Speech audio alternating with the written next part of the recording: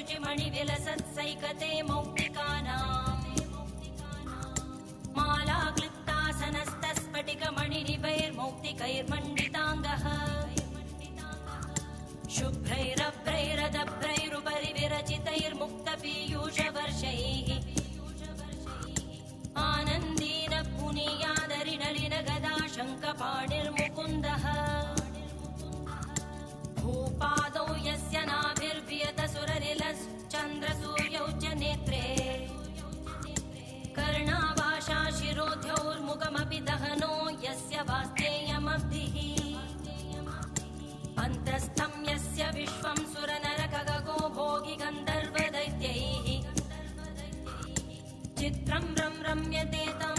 त्रिभुवनवपुषं विष्णुमीशं